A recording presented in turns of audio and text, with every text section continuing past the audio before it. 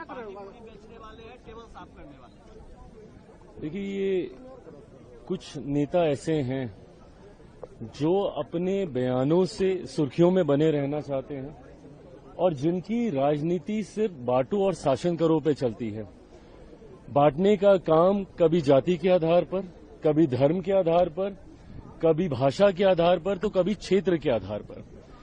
ऐसे में एनडीए गठबंधन मेरे प्रधानमंत्री नरेंद्र मोदी जी के नेतृत्व में सिर्फ एक सोच के साथ आगे बढ़ रहा है, वो है सबका साथ सबका विकास। ऐसे में आज की तारीख में जितनी योजनाओं का निर्माण होता है, जितनी पॉलिसीज बनाई जाती हैं, नीतियों का निर्माण होता है, उसका आधार सिर्फ और सिर्फ देश की 140 करोड़ आबादी होती है। जो लोग देश को नॉर्थ, साउथ, ईस्ट, वेस्ट में बांट के देखते हैं, हिंदी क्षेत्रीय भाषा में बांट के देखते हैं, जाति में बांट के देखते हैं, हिंदू मुस्लिम के आधार पर बांट के देखते हैं, वो लोग सही मायनों में देश के दुश्मन हैं। वो लोग देश का भला कभी नहीं चाहते, सिर्फ अपने स्वार्थ के लिए ऐसी ओछी राजनीति करते हैं। प्रधानमंत्री को बोलने नहीं दिया जा रहा है। कल भी राज्यसभा में जो है प्रधानमंत्री बोलने वाले थे पर वहां पर। देखिए, जिस तरीके से विपक्ष इतना अमर्यादित होके आप अपनी बातों को रखिए, कतई इसका कोई एतराज नहीं है, पर मर्यादा में रहकर रखिए। और मैं ये मानता हूं कि आप कड़े से कड़ा प्रहार भी मर्यादित भाषा में कर सकते हैं। इस्तेमाल कीजिए ना, देश की सबसे बड़ी पंचायत है, इस मंच का इस्तेमाल कीजिए। बोलिए अपने नेताओं को, अपने सांसदों को कि बड़ी से बड़ी, कड़वी से कड़वी बात रखें, पर मर्यादित होकर रखें।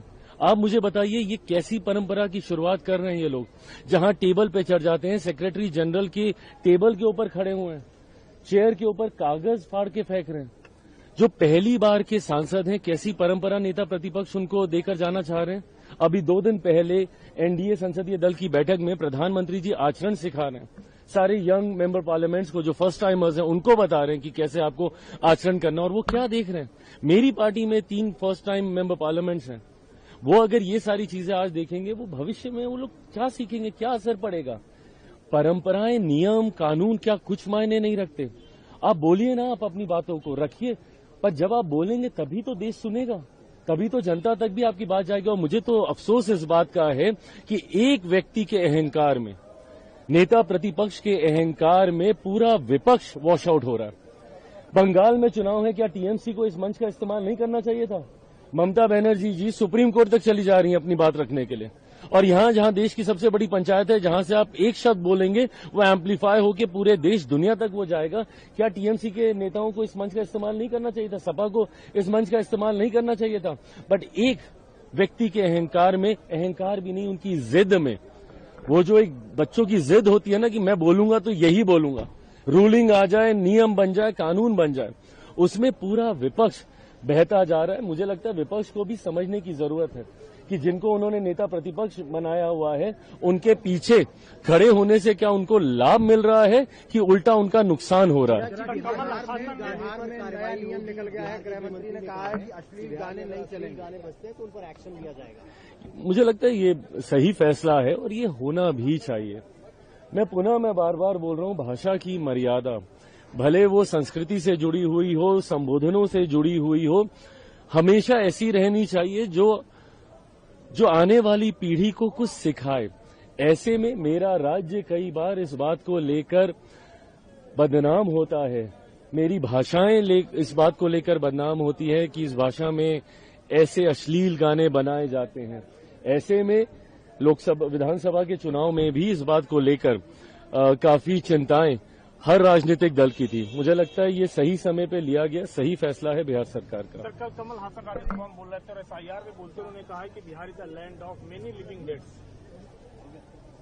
अब वो बहुत बड़े कद के अभिनेता वो रहे हैं, ऐसे में मेरी समझ के परे है कि आप बिहारियों को टारगेट कर साउथ की पॉलिटिक्स कैसे संवर सकती है, मैं इस बात को आज तक मैं समझ ही नहीं पाया।